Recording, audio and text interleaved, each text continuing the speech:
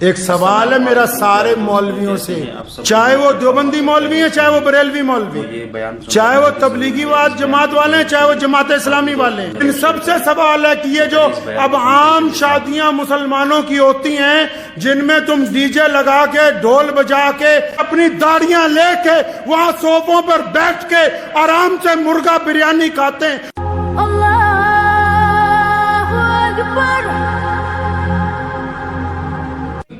میں تو اکثر ان مسلمانوں سے پوچھتا ہوں کہ جس نبی علیہ السلام نے کہا کہ ذات اور برادریاں، رنگ اور نسل کے بھید بھاؤ کو ختم کرنا، تم تو اس حد تک ضدی ہو گئے ہو کہ نہیں ہم تو برادری کے باہر نکاح ہی نہیں ہو سکتا، پھر کون سی مسلمانی ہے یار؟ کون سی مسلمانی ہے؟ ان بچوں کو ضائع نہ کیجئے۔ اگر ایک بندہ MBA بھی کر لے اور اس کی وقت پہ شادی نہ ہو جائے تو وہ مینٹلی طور پر اس حد تک متاثر ہو جاتا ہے، پوچھ لیجئے گا کسی ڈاکٹر کو جا کے۔ شادی ایک پاکیزہ عمل ہے، ملنا تو مرد اور عورت نہیں ہے، لوگ پیسے دے کے چاہے مل لیں 1 گھنٹے کے لیے، لیکن شادی کے لیے کیوں کہا کہ کچھ لوگ بیٹھے ہوں، کچھ گواہ بیٹھے ہوں، تاکہ یہ مقدس عمل ہے، اس سے انسانیت نے فروغ پانا ہے، اس سے نئی نسل نے جنم لینا ہے، اس لیے رشتہ زیادہ مقدس ہے۔ عورت اور مرد کا ملنا کوئی بڑے کمال کی بات نہیں ہے، کمال کی بات یہ ہے کہ ان کے ملنے کی وجہ سے نئی نسل کا ایک پاکیزہ روح کو وجود کے اندر آنا ہے۔ اللہ تعالیٰ نے اس لیے اس کی قسم کھائی کہ یہ بڑا مقدس عمل ہے، اور اس مقدس عمل کا کھیل بنا دیا بھائی۔ ایک بات میں بار بار دیکھتا ہوں، میں اکثر ابھی ہمارے چچا ہیں حافظ اسرائیل صاحب، ان کی بیٹی کا نکاح تھا، ملیر کوٹلہ میں گیا تو نہایت سادگی سے عورتیں پردے میں ایک طرف تھیں اور مرد ایک طرف تھے، آرام سے زمین پہ بیٹھا، دسترخوان لگایا، ہزاروں لوگوں نے کھانا کھایا، آپ اپنے گھر ہم اپنے گھر۔ اور میں دیکھتا ہوں کہ جن لوگوں کے پاس تھوڑے زیادہ پیسے اللہ نے دے دیے ہیں وہ سوچتے نہیں، وہ تمام کام کرنے ہیں جو نعوذ باللہ صلی اللہ علیہ وسلم کی مخالفت میں ہو، وہ تمام کام کریں گے۔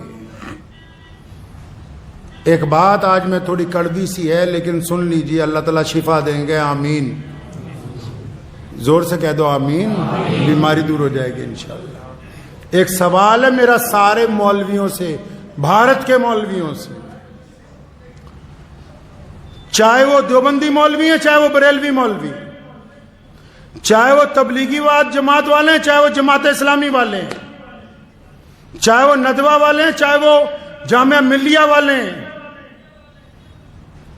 جتنے بڑے بڑے دانشور مسلمان بنے پھرتے ہیں، ان سب سے سوال ہے کہ یہ جو اب عام شادیاں مسلمانوں کی ہوتی ہیں جن میں تم ڈی جے لگا کے ڈھول بجا کے اور وہاں رقص و سرور کی محفلیں منعقد کی جاتی ہیں، اور آپ جیسے بڑے مسلمانوں کے چودھری جن لوگوں نے وقت بھی لگایا، جو اپنے آپ کو خواجہ اجمیری کے سجادہ نشین بھی کہتے ہیں، جو اپنے آپ کو اہل سنت والجماعت کے جانشین کہتے ہیں، جو اپنے آپ کو علماء دیوبند کے وارث کہتے ہیں، اکثر دیکھنے کو ملتا ہے کہ جتنی غیر شرعی شادیاں ہیں یہ اپنی داڑیاں لے کے وہاں صوفوں پر بیٹھ کے آرام سے مرغا بریانی کھاتے ہیں۔ کیا تمہاری غیرت تمہیں ایک دفعہ نہیں چنجوڑتی کہ رسول اللہ کے حکموں کی کھلی خلاف ورزی ہو رہی؟ کیا تمہارے دل میں ذرا برابر بھی شرم،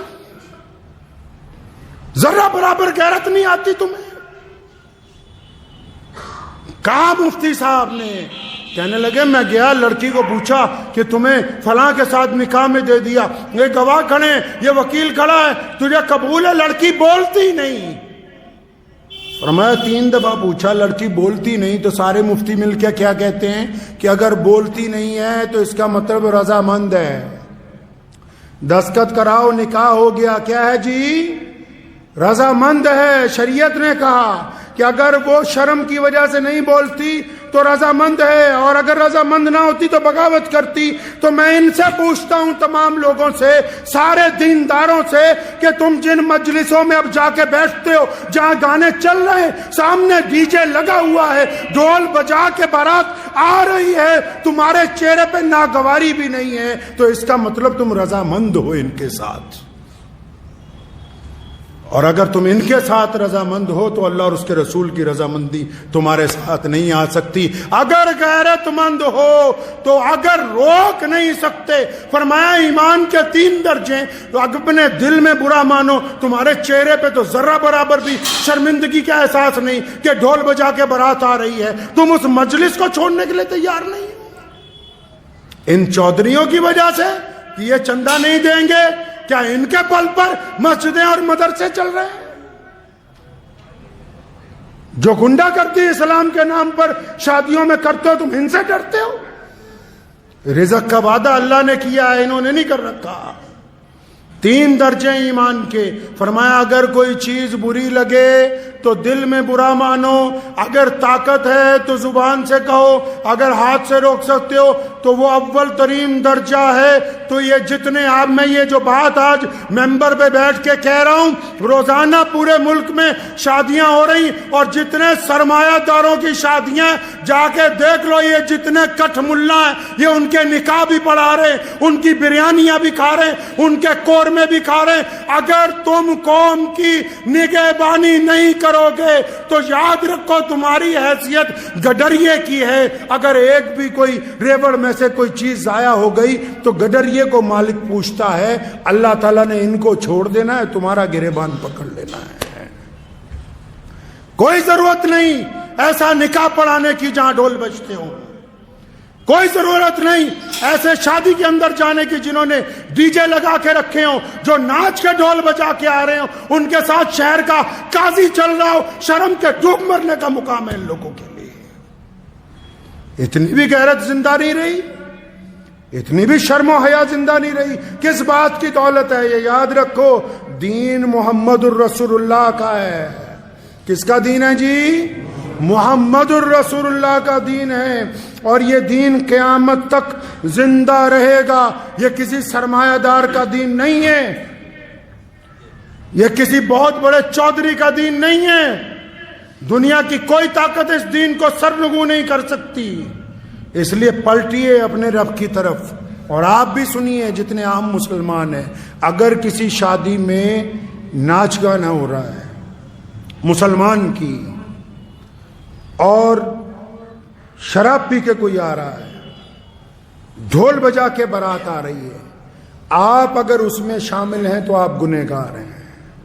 میں فتوے نہیں اکثر دیتا, لیکن یہ مسئلہ آپ کو اس لیے بتا رہا ہوں کہ رسول اللہ صلی اللہ علیہ وسلم کو یہ بات پسند نہیں ہے.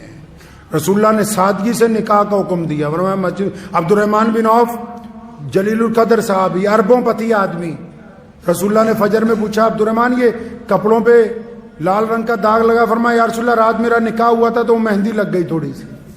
کچھ نہیں کہا رسول اللہ نے کہ ہمیں نہیں بلایا, فلاں کو نہیں بلایا. تو رسموں میں پڑ گئے جی, فلانے بھائی کو لے آؤ, فلانے چاچے کو لے آؤ, ماسڑ کو لے آؤ, یہ لے آؤ, وہ لے آؤ. اور یہ جو چھپ چھپ کے تمہاری اولادیں زنا کر رہی ہیں, کبھی ان کی طرف بھی دیکھو, ان کی طرف بھی دیکھو. خدا کے واسطے ان تمام رسموں کو چھوڑ دیجئے, اور اس جذبے کے ساتھ چھوڑنا کہ ہم مسلمان ہیں, انشاءاللہ تعالیٰ ہم اس غلط کام میں ساتھ نہیں دیں گے. کریں گے جی انشاءاللہ. ان مولویوں کو نہیں, باقی لوگ بھی. اگر کوئی چودھری اپنے بل پہ, اس کی اولاد اپنے بل پہ باجا بجوانا چاہتی ہو تو بجانے دو, اس کا نکاح پڑھانے کی ضرورت نہیں ہے, جب تک توبہ کر کے اللہ اور اس کے رسول صلی اللہ علیہ وسلم کی رضا نہ حاصل کر لے. دعا کیجیے اللہ تعالیٰ مجھے بھی آپ سب کو بھی ان باتوں پہ عمل کی توفیق عطا فرمائے. وآخر دعوانا ان الحمد للہ رب العالمین.